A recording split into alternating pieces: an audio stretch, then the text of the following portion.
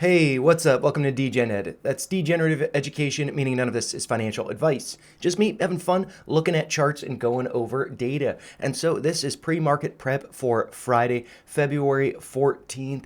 And so, yeah, I'm just going to be diving into the charts. So I'm just going to go over very briefly what will be in this video and then get into the data. And so here, looking at the UVIX, we'll be going over not only this one, but also the volatility index, VIX, to get an idea of where these two might be going. Then I'll be diving into the S&P 500 over here, looking quickly at Bitcoin as well as uranium before diving into a couple stocks that I am pretty excited about. Think we might be seeing the start of a gamma squeeze with Celsius, ticker symbol CELH, and potentially maybe also with Plug Power, ticker symbol PLUG. But, of course, I am going to dive into the UVIX first.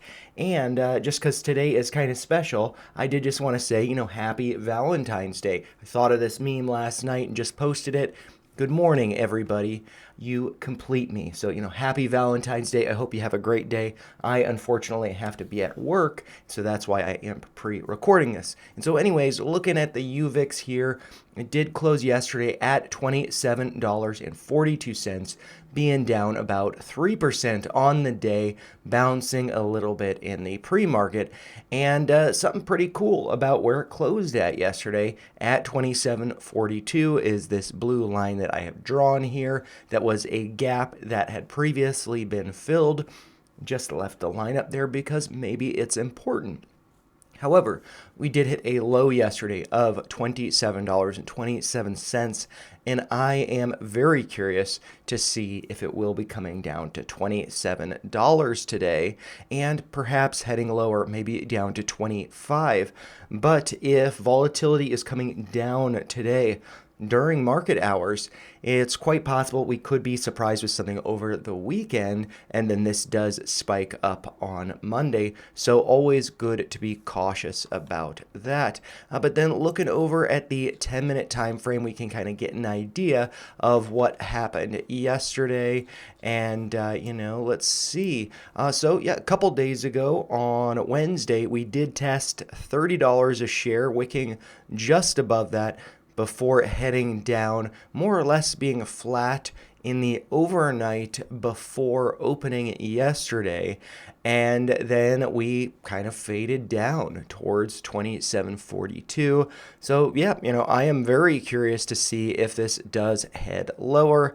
I am looking forward to it if it does, but if it doesn't, I'm also happy with that. Then looking at the VIX, the volatility index here, that closed yesterday at a price of $15.10, being down just about 10%, being down just about 5% on the day, and we can see here that the low for yesterday was 14.98, hit about half an hour before the market closed. And with this one, we have not yet tested that gap that has previously been filled. So, I am wondering if we do head down to there, that would be around 14.85. Do have an alert placed there. But then looking at this on the daily time frame, we did have this uptrend that we have very notably broken below. A couple attempts to get back above it, but those levels were not maintained. And then we do have this kind of wedge here. It does look like we broke down from that. I might actually switch back over to the 10-minute time frame to look at that. So we basically got a fake out break above that wedge and then quickly faded below. And also, it's not perfect, but if I, move this over here just a little bit, it does look like, let's see, I'm just moving this just a little bit. It does look like when we finally got the breakdown, we effectively got a retrace to the scene of the crime, that breakout or breakdown, and got rejected. So this is actually not looking very good. So, all the VIX, I think, will be going down to 14.85. I suspect the UVIX will be coming down to at least 27. So I am looking forward to that. But then just putting this back on the daily, zooming in, let's flip over to the SPY. This is an S&P 500 tracking ETF, which closed yesterday at a price of 609.73, being up about 1% on the day, but coming down about 0.69 or 69 cents in the pre-market, which is about 0.11%. Nothing too crazy, but getting back down to around 609. And yeah, so what we can see on the daily chart here is I did draw this downtrend that, kind of just the exact opposite of the UVIX breaking down from that level, or the VIX perhaps I should say. But with the SPY, we the exact opposite, where we broke out above this level. And I had been talking about this for, it looks like, at least the past week, suggesting that we might be getting a breakout, a test of 608. We closed above that level, so I think that's really good, and I think that this could be heading to new all-time highs, which would be getting above the high from January 24th, which was 610.78. So we'll have to see if we get above that level today. If we close the week at a new all-time high, that would be pretty exciting. And I have to say too, with the CPI data, I believe coming out on Wednesday, a couple of days ago, and then I believe the PPI, the producer price index versus the consumer price index, came out yesterday on Thursday. My impression is that the inflation was a little bit higher than we expected, or we were pricing in, but the market doesn't really care. It's just going higher. So I think that this is just looking awesome. And yeah, I think this is going to be going higher. We can also look, I didn't mention this on the UVIX, but we do see the MACD here did test going red for just a day, but that was kind of a fake out breakdown. And when there is a failed bearish move, it tends to be, much more so in the other direction, in this case, bullish. So I suspect that we will be seeing MACD going up green and this hitting a new high possibly today. And I just wanted to look over at the MACD on the UVIX. Yeah, this does look like it's been green and might be rolling over, coming down to be red if we are to, be testing 27. And, the VIX, though, over here doesn't necessarily look the same, so it's kind of interesting there. But anyways, coming back to the SPY, let's look at this on the 10-minute time frame real quick. And yeah, so I do have this gap level that was over here. Clearly, it has now been filled, so I'm going to have to change that to a solid line. And yeah, we looks like we're finding that level as resistance. Maybe I can zoom in a little bit so you can see it a little bit better. We're testing that as resistance. Got rejected on during the pre-market, it looks like, on Wednesday. And that was, when the CPI came out, got kind of this drop down to sub $600, then came back up, finding this previously filled gap as support, then going up above this previously filled gap at 605.31, retesting that as support, and now we're going higher. And we actually hit a high yesterday of or actually not yesterday, during, I guess that would be pre-market, hit a high of 610.47, kind of tough to see there, but getting very close to that all-time high. And so I suspect we will be checking back to 608, hopefully find that as support. It was resistance right here, approximately at 607, about 50. And so maybe we come down there, test that before going higher. So, I think that this is just looking really good. I'm pretty excited about it. If we do look over at the SPX, this is also the S&P 500 tracking ETF. I find this to be a little bit better for looking at all-time highs and whatnot. Yeah, so I'd like to keep an eye on this one as well, which closed yesterday at a price of $6,115.07, being up about 1%. No pre-market or after-hours trading on this one. Also why I like to look at the SPY. And we can see here that this prior all-time high, it looks like, was at a price of $6,128.86. and 18 cents marked there, and we have not yet gotten up to there, but it does look like, got to make this gap filled there. Just like with the SPY, we broke above, or I should start from back here. We broke below this blue line gap previously, not filled, now filled, going down to a price of $6,003.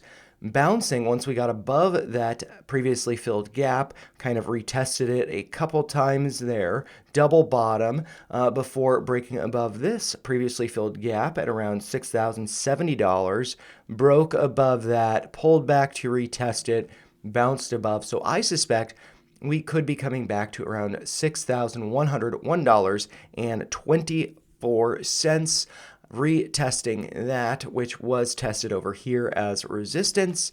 I suspect we'll be bouncing from there before going up to new all-time highs. So I would look for that. And then just looking back over here at the daily time frame, very clearly have broken above that downtrend.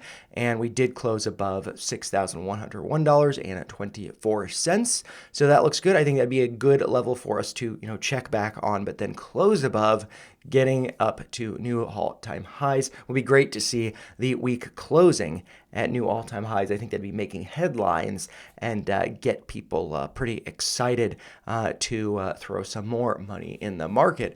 And then looking over here at Bitcoin, did close, is currently trading at around $97,000. Really just kind of consolidating over here, being pretty boring, I must say. We have gotten some nice little wicks to the downside. And so what I am wondering is if we're going to break out to the upside, maybe going back to around 100,000, maybe getting above to around 102 or $103,000. And just looking at the chart here, it does look like there is this nice little downtrend that we have clearly faded over here to, but maybe what I want to do is adjust that. Like this, we are still consolidating, have not yet broken out. But with that being said, with this downtrending resistance being above us, we do have this uptrending support below us based on these lows. I think I talk about these every day. The low from January 13th and the low from February 2nd. Possible those wicks are on slightly different days, just because looking at the chart in Webull, it's not as good as looking at it on TradingView, but I'm just accustomed to looking at it here, a little bit easier for me. And so we do see that uptrend.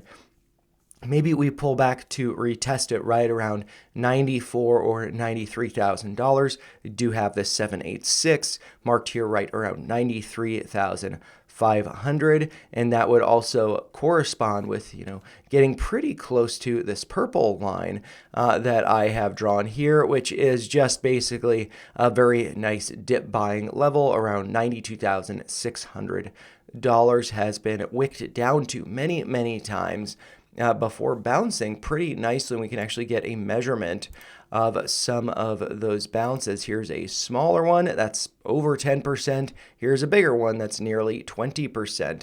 So that has been a very nice level to be dip buying at.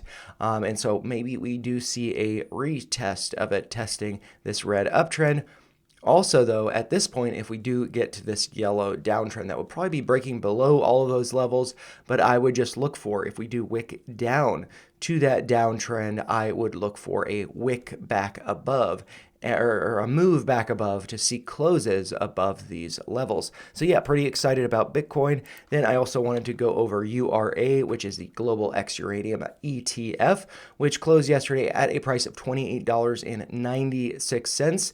Effectively being flat on the day, going up about 10 cents in the pre-market. And so yeah, it's just been this uptrending channel, kind of, very boring. But I am just wondering if it is either going to break out to fill this gap here around $30.53, If that is the case, then I would be wrong because I am expecting this to roll over and come down to around $25 a share, or maybe around $24.50. We do have a lot of levels over there, like this, I believe, 786 from this Fibonacci retracement at 24.51, and then also coming down to this uptrend, which is not based on the lows. I've got it based on the low from August 5th when the markets gapped down, and then also it looks like the closing price from September 6th, so just about a month apart there. And yeah, I mean, that has been a pretty notable level of support. So I think that if we do come down to around 24.50 or maybe just below 25, I think that would potentially be a really nice dip buying opportunity, whether that's for URA or generally for either uranium or nuclear energy stocks. And so once we do come down to there, I'll start to explore some other stocks that might be even better for dip buying, because I have heard that URA is not the best managed ETF, but maybe I misremember that. Who knows? But yeah, let's now get into some of the exciting data I wanted to get into on Celsius. This is ticker symbol CELH. It's up, or sorry, I should say it closed at a price of $22.66, being up about 6.5% on Thursday and continuing up about 1% in the pre-market. And so I am wondering if, following, really this, I need to draw a gap there, but we've just been, hanging out below this downtrend, but we broke above it. So I am wondering if there's a possibility that we will be seeing a gamma squeeze. Want to look over at the max pain on this one. But first, I do want to draw in that gap. And, I have to say that I was actually pretty excited to make a video on this yesterday, but I just didn't have enough time. I was just doing other things. And so I might do a follow-up on this after the close today, but we'll have to see what happens with the price action. So yeah, there is that gap that has yet to be filled at around $24.95. And I have to say that since we have broken down here, gapping down, I have probably lost a good amount of conviction in this stock. And I think that probably has to do with, let's see, looking up a tweet from the Bronx Viking. Let's see, Celsius. Let's go over there. One of his latest posts this is from February 6th. He was just saying, few things bring me as much joy as watching the world's most trash energy drink company getting absolutely annihilated. And so, double top here. I think that, EL, I imagine that was established along for a bounce, and then exit long, and then ES, I believe that's exit short, and then over here short. And so he's been making money on the downside. I do have a lot of respect for him, but I also think that this is due for a bottom, due for a bounce, and we're starting to see that. So while I was seeing his post, kind of doubting my conviction in this, I decided to, just continue to add to the call positions that I have. And, I do think that, we might be seeing some very nice moves with this, especially with the price currently being above $22.50, which I think is pretty important. But before I get over to the unusual whales data, let's just look at the 10-minute time frame. It does look like we have, broken out from that downtrend, going up to a high of $22.92 in the pre-market. Coming back to the daily, I just think this looks really good, but we need to see a follow through. This could always be a bull trap or a fake out. And so just let's get over here to look at the contracts. So I'm just going to go over a couple contracts that I do hold and one that I find to be good for some data. And so here, this is a $50 call that expires on June 20th. I happen to have some of this. I am hoping to exit it soon, take some profits, but not there yet. But yeah, anyways, I'm not sure what my average is. Don't have time to get into that. Then there's this other one that I also hold. This is the $100 call that expires in January of next year. And so, this is a leap, and I am planning on taking profits on this as well. But the one that really stands out to me is this $40 call that expires in, let's see, July. Is that July? Yeah, July 18th of this year, 154 days from now. And this one, I've talked about it before, but we can see, let's see, which day is this going back to? On December 12th. And this is something that I'll probably dive into in a video later today once I'm done with work, in the evening, I should say. And so, yeah, on the 12th, we saw a volume of 38,000. And then on the 13th, we saw an increase in the open interest of nearly 38,000. So those were effectively all buys. And, then the open interest has resided at or above 38,000, currently at 39,000. And so back then, the contract was going for around $400 to $500. And now it's at 70 to a dollar, or 70 cents to a dollar. And so this has a potential really to 4 or 5x from where it's at currently, if that was smart money trading that. So I just find that to be pretty compelling. But then looking over here at the expanded chart, what we can see from yesterday, so this is from February 13th, we see volume gradually increasing over the course of the day, suggesting buying. We also see in yellow the stock price gradually going up, so that's looking good. And then we see the net put premium here in red being slightly positive, but then breaking lower and staying down. While in green, we see the net call premium gradually going up. And if we look at the numbers here, we see a reduction in the net put premium going down by nearly $800,000 versus the net call premium going up by $1.41 million. So that is looking very bullish. And if we do, in fact, look at the bear bull slider, 46% on the bullish side. So looking very good over there. And then just looking at this over the past 30 days, what we can see is, we have seen, about, on this is January 3rd, we saw this pretty nice spike in net call premium going up by $1.58 million. Did see a pretty big spike in puts over here going up by over 2 million, with net call premium coming down by almost 1.5 million. But we have just kind of like been cooling off in the amount of moves that the net premiums have been going. But then we just kind of saw, on Thursday, big drop in net put premium, a big increase in net call premium. So I'm wondering if we might be seeing a gamma squeeze with this. And to kind of get an idea of that, let's look over at the Greeks, looking at Celsius over here. And so I am just going to scroll down so we can look at for today, for Valentine's Day, the max pain is $22.50. And looking back over at the chart, we are above that. And so if we do close notably above this, let's say above $23 a share, this could start a gamma squeeze. And if we continue higher into next week and the following week, the max pain is $23 and $24 before dipping down to $22. And so over the next couple weeks, the next few weeks, if price is able to continue higher and we close above 22 or whatever max pain is on this day, I imagine it will increase on March 7th. That could really trigger it to move.